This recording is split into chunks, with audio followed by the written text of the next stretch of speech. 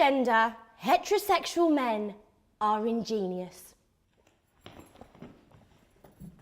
When it comes to hitting on women, any woman, they are creative. They catch you off guard. I always think the single Muslim guy whose greatest cause is preventing gender mixing wants to get married. Fast, especially if he gives off the holy vibe. God excites him, not women. This guy doesn't even talk to me and then bam, he likes me enough to marry me. Sometimes he might even be in love with me. As if we were made for each other since time immemorial. This is the guy who turns up out of nowhere and says, "Hi, we haven't met or spoken, but you need to know that we are soulmates and I would die if I can't be with you. I want to meet your parents."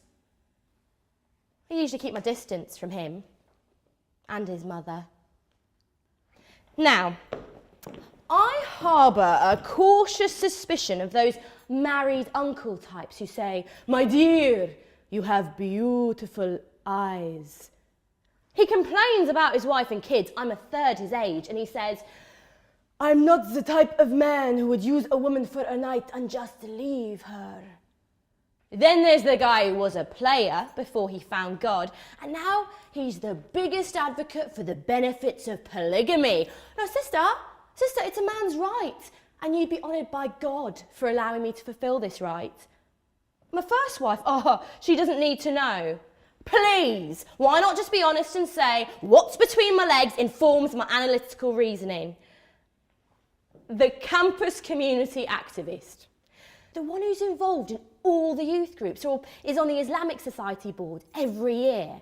He tells his parents, "ISOC's given me so many brilliant opportunities." And his greatest cause is breaking down those barriers of gender segregation. "Come on, we need more female participation, but not all of you at once, 2 at a time, and don't worry about the lack of other men in the group. I'll be there to supervise you all." And the Maxivist. This guy feigns interest in the politics and ideologies of women he fancies. He prefaces his introduction with, "So I've just finished reading the autobiography of James Baldwin," and proceeds, "Mate, it was such a busy weekend, you know, with the anti-Brexit march, the pro-Palestine rally, the women's march, the animals are our friends, not food, make love, not war protest."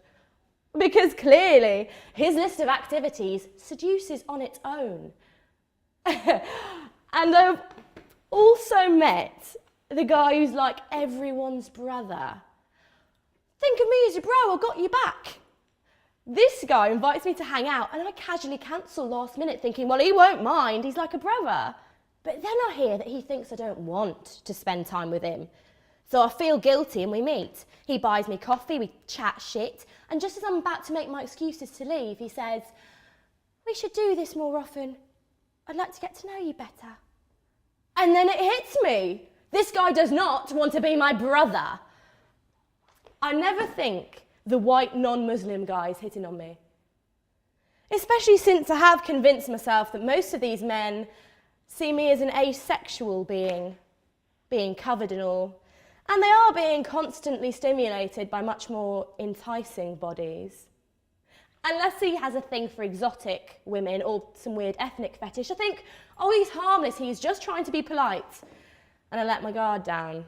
So when he says, "So what is it that you do?" "Oh, intriguing! I would love to know more about your research." Now, don't you think that it's unfair that in Islam you can't marry non-Muslim men? "Can I get your number? Here's mine."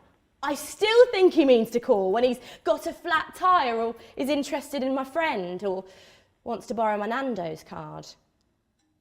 Where is that guy who insists on holding doors? Who recites Benjamin Zephaniah and Rumi and writes better than Walsamshire? When a group of Victoria's Secret models pass by, he doesn't even notice. Because he's too busy helping that elderly woman cross the road or singing and playing Spanish guitar with a group of kids. Between reading bell hooks and volunteering at Shepherd's Bush Family Project, he contemplates God and experiments with cooking and calls his family just to tell him that he loves them. I have never met this guy, And I am describing my best friend Sabrina. However, there was this one man I matched with on Minder. I check him out on Instagram, slip into his DMs with a winky emoji, and then I noticed that he has posted a picture from the burger place in Westfield. So I take Sabrina along and we feign incredible surprise when we bump into him. We beat around the bush with small talk about the weather and Islamophobia. And just as I'm about to make my obligatory self-deprecating remark about my hijab, he replies with a joke. "Oh yeah, because you ever really take that off?" And I say, "No, never. Not when I'm in the shower. Not even when I'm having sex." And as I walk away, I wink. And he just stands there, completely awkward, like a deer in headlights, because that is when he realises he's been hit on by a hijabi.